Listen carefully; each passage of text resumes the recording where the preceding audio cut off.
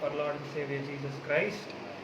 In this evening fellowship in the month of January, I'm happy and joyful to bring the Lord's Word in our lives. Now this time we are in the second week of the month. It is the Promise Week once again in our church, and we are in the Promise Week of the month. And to those of you who are listening to our services for the first time, the promise of the year which God has given us is in the book of Jeremiah chapter 32 verse 27, which says, "Behold, I am the Lord God of all flesh. Is there anything too hard for me?" The Tamil translation, the word that is written there in the second half of the verse is that, is there anything too hard for the Lord to perform miracles? Is any miracle too hard for the Lord to perform? That is the message that is given in the Tamil translation.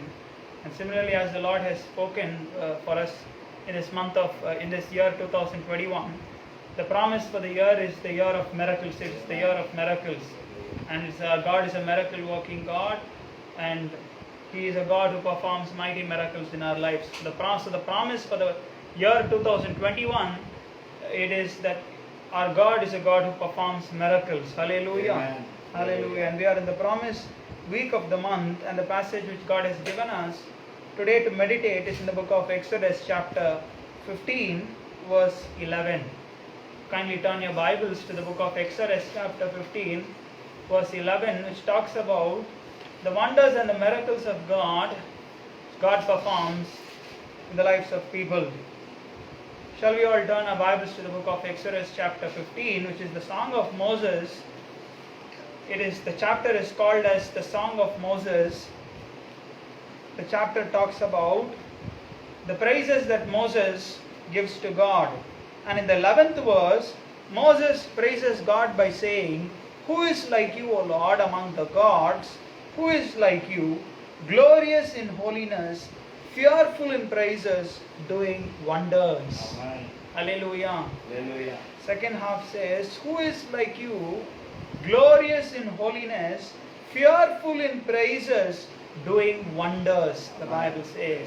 Shall we all close our eyes at this time and ask God to speak to us from these lines of the scripture at this time and help us understand as we are going to meditate the verse. Father in heaven, we come to you in Jesus' name. Holy Spirit God, I pray that, Lord, you will open the eyes of our understanding, and Lord, help us to receive your word, Lord, at this time. And Lord, I pray that you will bless the people with the promise of the year, and may you perform mighty miracles, Lord, in their lives, Lord. And I believe that, Lord, nothing is too hard for you, Lord, to perform. What is impossible to man is possible with God. And Lord, surely, Lord, may you perform miracles, Lord, in the lives of your people. And all those who are listening, Lord, to this service at this time, to your word. And Holy Spirit God, I commit myself and also the people, Lord, into your hands. May you lead us, Lord, and help us, Lord, to listen to your word. Bless the word, Lord, and I bind all the wicked schemes of the evil which is trying to work against your word. It's time in Jesus' name, in Jesus' name, in Jesus' name. Let your name be glorified, Lord. Thank you, Lord. All honor, glory, power, majesty we give to you alone. In Jesus' name I pray. Amen. Hallelujah. Praise the Lord. The 15th chapter is a chapter that talks about the Song of Moses. In these verses here, from the first verse in the 15th chapter till the 18th verse, Moses is singing a song to God, and these 18 verses in this chapter talks about the different kinds of praises that Moses gives to God. And in the 11th verse, Moses says, "Who is like you, O Lord, among the gods? Who is like you, glorious in holiness, fearful in praises, doing wonders?" Hallelujah. The Bible says, fearful in praises.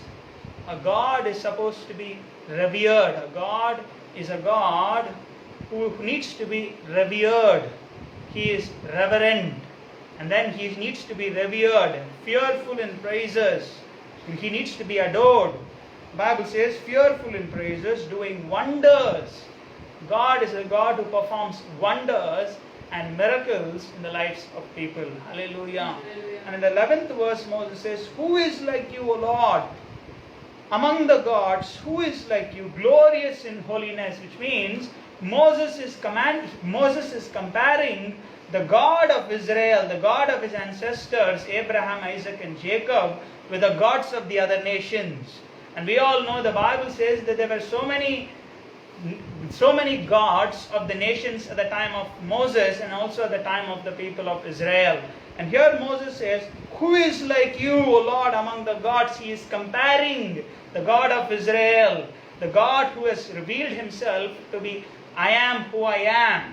The words I am who I am means that he is Yahweh, the God who is eternal, the God who is ever present in the lives of his people. He is comparing the God of Israel with the gods of the other nations, and hence Moses says, who is like you, O Lord, among the gods? Who is like you, glorious in holiness? Hallelujah. In Tamil it's beautiful. பரிசுத்தத்தில் மகத்துவம் உள்ளவர். Hallelujah. பரிசுத்தத்தில் மகத்துவம் உள்ளவர். In English it says, who is like you, glorious in holiness. Hallelujah. Hallelujah. In Tamil there is also another verse in the New Testament that without holiness we cannot come near to God. Hallelujah. We cannot come closer to God. And that is why, since we don't have that holiness in us, most of us, God comes near to his people. Hallelujah. He is a God who is loving, and since he loves his people, and that he is also a personal God, and that he longs for your fellowship and he longs for your connection, he comes closer. Hallelujah. He is not only distant, he is not only far away, seated on the throne in the heavens, but he is also a God who is so close to you. He is so near to you in your lives. That is why Moses in the book of Deuteronomy, he commands the people of Israel to be diligent and to be watchful, that there is no other God among the gods of the nations who has their God so close to them. Hallelujah. Hallelujah. No God among the gods of the nations who have their God. In the book of Hebrews, the Bible says that God was pleased with the people, Abraham, Isaac, and Jacob, to be called their God. Hallelujah. Hallelujah. And these patriarchs, when they were pilgrims here on the earth in the land of Canaan, the Bible says God was pleased with these men to be called as their God. And Moses is comparing the God of Israel, the God of the scriptures, the God of the Bible, with the gods of the nations at that time, where he says, who is like you, O Lord, among the gods? Who is like you, glorious in holiness? And as we all know, in the book of Exodus, the Bible says Moses was a Hebrew. He was from the tribe of the Levites, but he was brought up in the palace of the Pharaoh. Pharaoh's daughter had adopted Moses. When he was sent into the lake by his mother and his sister, he was rescued by the Pharaoh's daughter, and then he was brought up in the arms of the Pharaoh's daughter, the Bible says, and he was brought up to be an Egyptian. The Bible says in the 3rd chapter, but when Moses was grown, he was able to differentiate that though he was brought up as an Egyptian, who he was in the inside, he was a Hebrew. His heart was for his people, the children of Israel. And then he was able to see that God was calling him to serve the people of Israel in his life in the days to come. And Moses was also later sent out to the land of Midian to escape the sword of Pharaoh, where he had married a wife called Zipporah, whose father was a priest of Midian, the Bible says. So Moses was well known. He knew who are the gods of the other nations. His own father-in-law was a priest of the Midianites, the Bible says. He was the priest of the idols of the nations. So Moses had known the different gods of the nations, the gods of the Egyptians, and also the gods of the Canaanites, to whose land the Lord was bringing the people of Israel. And Moses' father-in-law, he himself was a priest of the Midianites, the Bible says. And here is Moses, he is able to differentiate God. He is able to differentiate the God of Israel, and then he sees a difference among all these gods. Moses says, this God, the God of Israel, the God who revealed himself to Moses in the burning bush, who revealed his name to be I am who I am, he is unique, he stands out, and he's separated, and he is set apart. That's what it means when he says, "Who is like you, O Lord?" Moses is comparing the God of the scriptures with the gods of the nations, but Moses has also realized the fact that this God whom he serves, this God whom he believes, the God of his ancestors, stands apart. He is different. He is not like the gods of the other nations. He is a God who is glorious in holiness. He is a God who is glorious in holiness. He is fearful in praises. And that is why when Moses was in the burning bush in the chapter 3 in the book of Exodus, Bible says God commanded the angel of the Lord who descended into the burning bush, commanded Moses to remove his sandals. The Bible says God had commanded Moses to take off his sandals because the place that he was standing is called holy ground. Hallelujah. When God comes and dwells in our midst, when he dwells in our house becomes holy.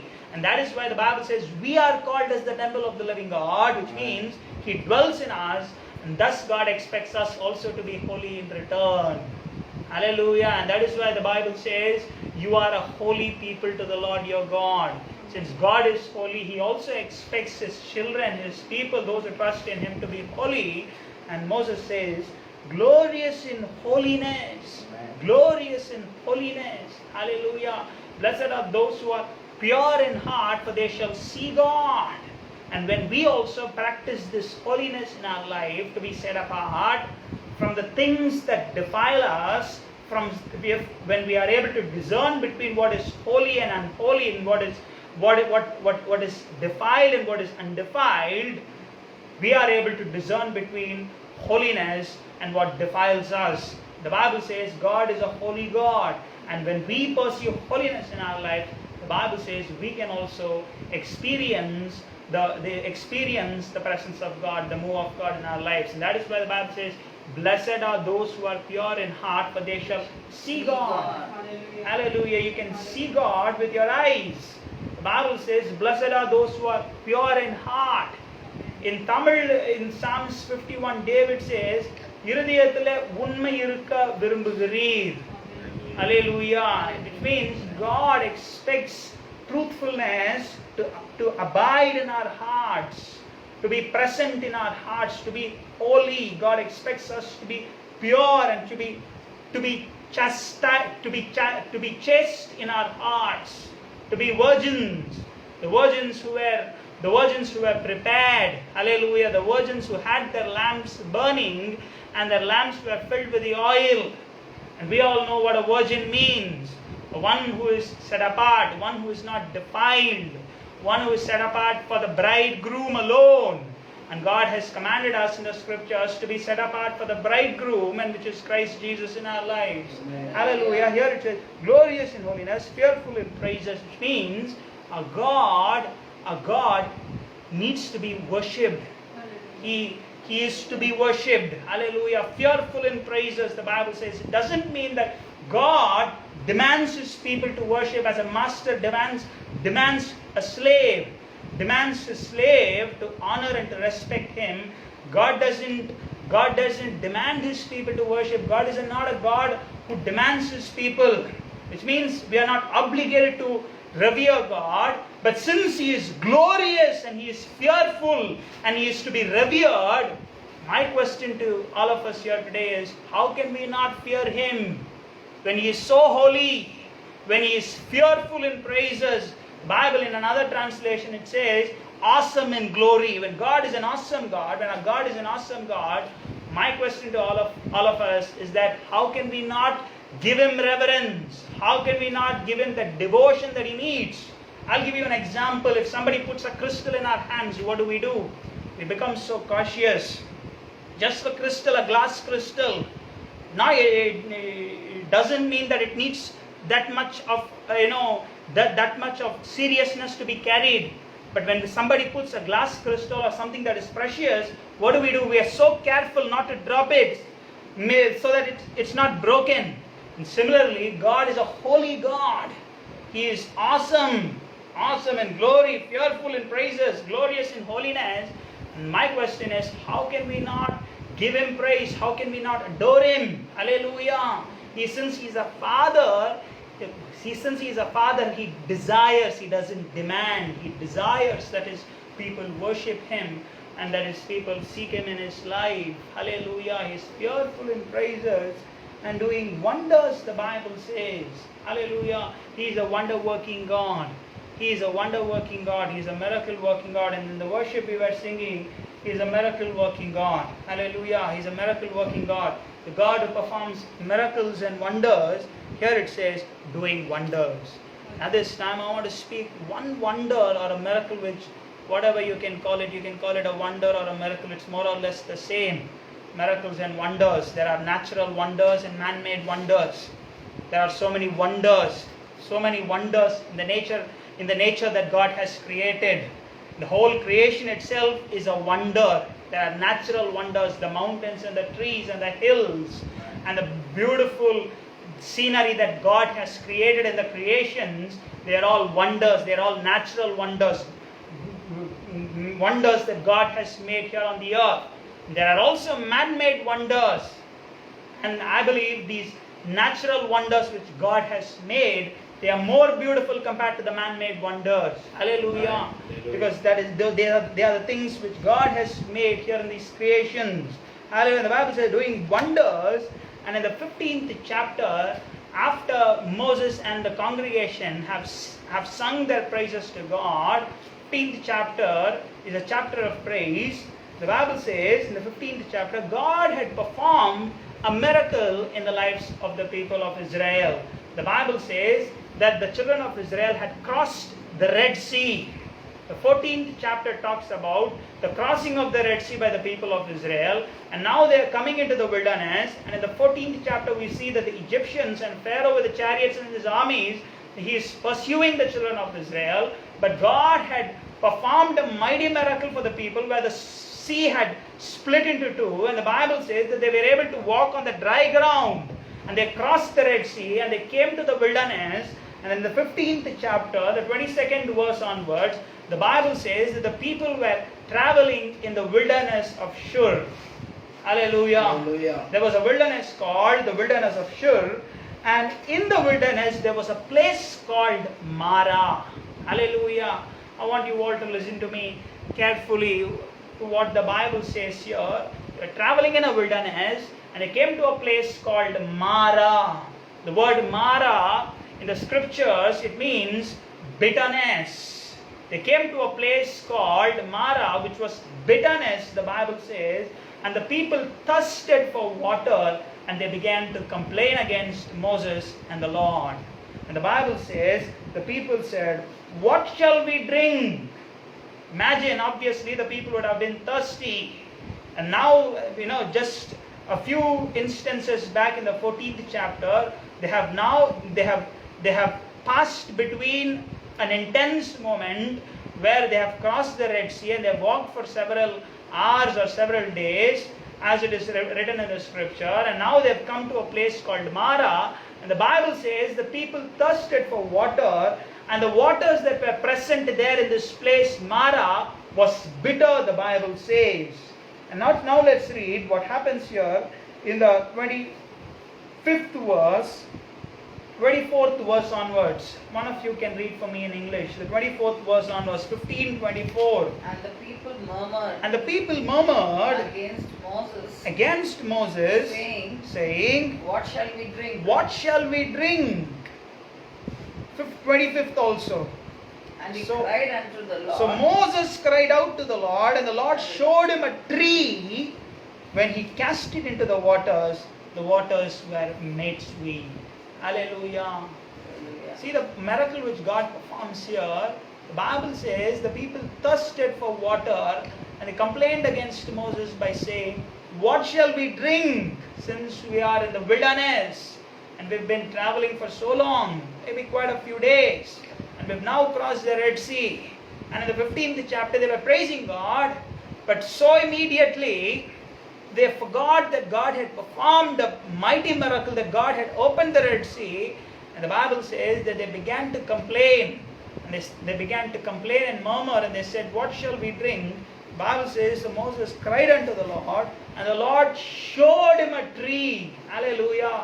when you're in difficult times, as the word of God says, God will also show you things. Hallelujah. He will show you things that He will show you things that will make you ease into your life or ease into the situations that you're going in. The Bible says here, God showed Moses a tree, and the Lord showed him a tree when He cast it into the waters. And Moses took the tree, maybe it was a small plant, I believe, maybe a branch from a tree. But God only knows what was exactly the tree, how it looked like. And the Bible says when He cast the tree into the waters were made sweet. Hallelujah. And God had turned that bitter situation into something sweet in their lives. Hallelujah.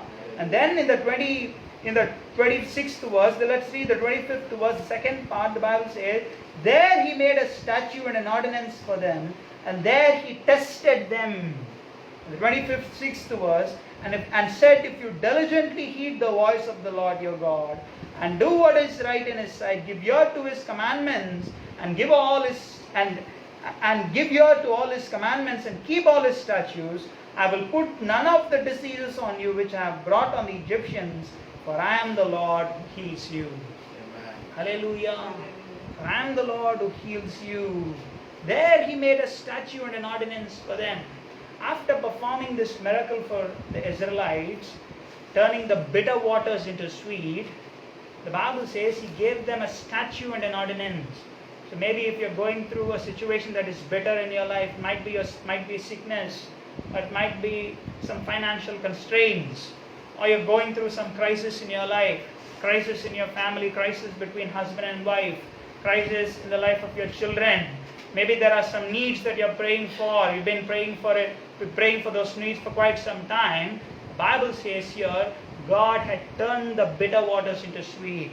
And the promise which God gives us this evening is that He will also turn your bitter situation into sweet. The Bible says. Hallelujah. God is a God who can turn bitter situations, crisis. He can turn the crisis that you're going through in your life, difficult situations, the problems that you're facing into goodness that you will experience in the days to come. He can make all those things, the difficult things in your life, to be good. He can bring out the good. He can draw the good for you, the Bible says. Hallelujah. And also in the book of Genesis, Bible says that Joseph was able to discern that all the sufferings that he had gone through in his life, all the days of his life, so many long years, the difficult sufferings and the difficult times that he had gone through, the Bible says Joseph was able to discern that God had meant it for good. Hallelujah. God had meant it for good, for the good things to be received from the difficult situations. Hallelujah. And also in the book of Romans, Paul says all things work together for good. Hallelujah. Not only the happy times that you're experiencing, not only the blessings, the times of blessing, not only the seasons of blessing. The Bible says all things work together, even the ups and the downs, the Bible says that God works the downs for the goodness of His people. And here in the scripture, the Bible says God was able to turn the bitter waters into sweet. And here God says, and He gave them a statute and an ordinance. Hallelujah. When I was going through these lines here in the 15th chapter, I believe certain miracles are conditional miracles. Certain blessings, when you receive from God, they are conditional. God gives a commandment. God says, if you follow this commandment, there is a consecutive blessing. Certain blessings are conditional. Certain blessings are unconditional. When God blesses you, He doesn't ask you to follow certain commandments. He automatically gives you, since He is a Father. Hallelujah. And He loves His children and He gives you certain blessings even before when you ask Him. Even when you sit down in prayers and you plead God, or even before you ask God in prayers, the Bible says He gives you certain blessings. But certain blessings in the scripture, certain blessings in the lives of His people, they are conditional.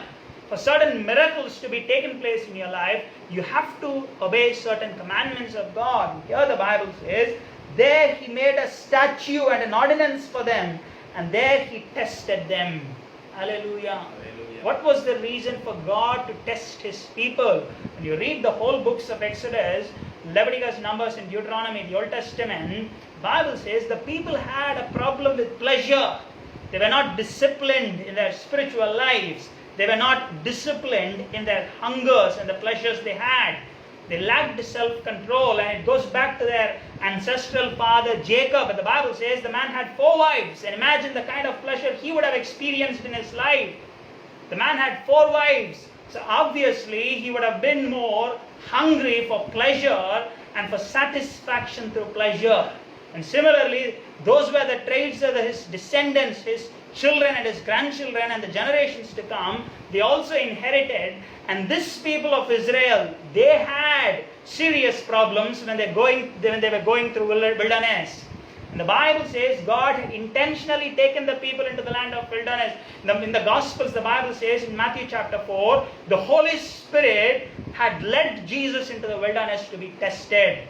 And if you're going through seasons of testing, periods of testing in your life, believe that it is Holy Spirit God who is leading you.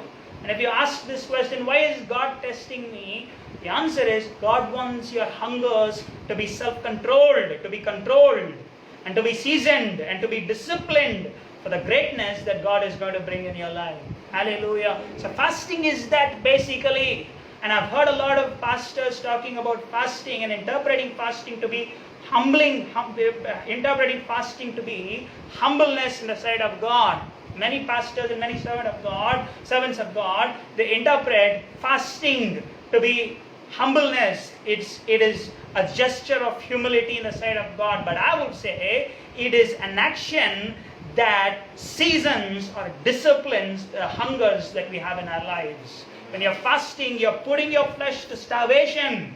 You're voluntarily trying to discipline the hungers that you have. And when God was taking the people in the wilderness, when they were thirsting for water, hungry for food, God was trying to discipline the hungers so that when they are brought into the land of milk and honey, they will know what the blessings of God are and what the blessings of God are not in their lives.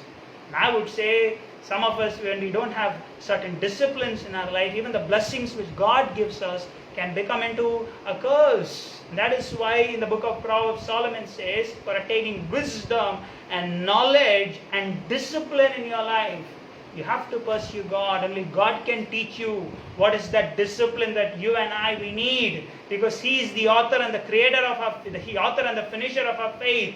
And He is the only one who knows the discipline, the balances, to control our hungers, to discipline our hungers. The Bible says He gave them a statute and an ordinance to control their hungers, and they thirsted for water. The Bible says there He made a statute and an ordinance for them, and there He tested them and said, if you diligently heed the voice of the Lord your God and do what is right in His sight, give ear to His commandments. So what He expects of His people, is God wants us to listen to Him. God wants us to listen to Him. If you diligently heed the voice of the Lord, the voice of the Lord is the conscience within. The Bible says in the book of Jeremiah that God has put the laws and the commandments of God in the hearts and the minds of His people. So the law of God, the scripture, the commandments of God, as they are also textual in the scriptures, they are also been written in our hearts and minds. And here it says, if we diligently heed the voice of the Lord your God and do what is right. What does it mean? What does it mean when God says to do what is right, which means to obey God, to do what is right in His sight, give ear to His commandments, and keep all His statutes? I will put none of the diseases on you which I have brought on the Egyptians.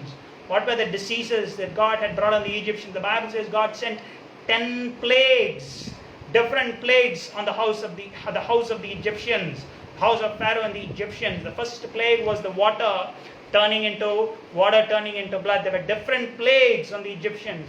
But here the Bible says, if you and we the children of God, if we hear and obey God in our life, the Bible says, I will put none of the disease on you which I have brought on the Egyptians, for I am the Lord who heals you. Hallelujah. He is not the one who heals your waters alone, but the Bible says He is the God also heals your body, your soul, and your spirit. Not only the weaknesses, the physical weaknesses that we have, but also the spiritual weaknesses, the spiritual diseases, the spiritual backslidings we have. The spiritual backslidings. Bible says He's a God who heals all our backslidings and the weaknesses that we have in our lives. And here He says, "For I am the Lord who heals you." Hallelujah. Hallelujah. And He is a miracle working God. He's a God who performs wonders in your life. Hallelujah. This time I want you all to close your eyes and ask God to speak to each and every one of us, to turn those bitter situations into sweet, so that we can obey and heed the voice of the Lord in our lives, and that He will be the one who heals us. The Bible says, "For I am the Lord who heals you." God is a healer. He is Jehovah Ropeka, the one who heals us. The Bible says, by His stripes we are healed. He sent His word and He healed them, the Bible says. And God can heal your body. He can also heal your spirit. He can heal the deep and the secret things of your heart. Things that you're facing in your life. Things that you're facing in your heart. The problems that you're going through. He can heal you from all those difficult situations and bring you into the good times and the goodness of the Lord. Hallelujah. Hallelujah.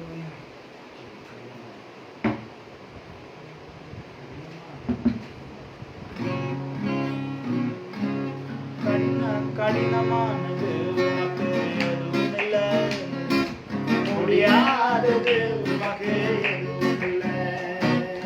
கடினமானது உமக்கு எதுவும் இல்லை, முடியாதது உமக்கு எதுவும் இல்லை. எதுவும் இல்லை ஏசப்பா, எதுவும் இல்லை, முடியாதது எதுவும் இல்லை. எதுவும் இல்லை ஏசப்பா, எதுவும் இல்லை, முடியாதது எதுவும் இல்லை. செய்ய முடியாத அதிசயங்கள் ஒன்றுமில்லை. உம்மாலே செய்ய முடியாத அதிசயங்கள் ஒன்றுமில்லை. தலைமுறைக்கும் அன்பை காட்டும் Almighty God. ஆயிரம் ஆயிரம் தலைமுறைக்கும் அன்பை காட்டும் Almighty God.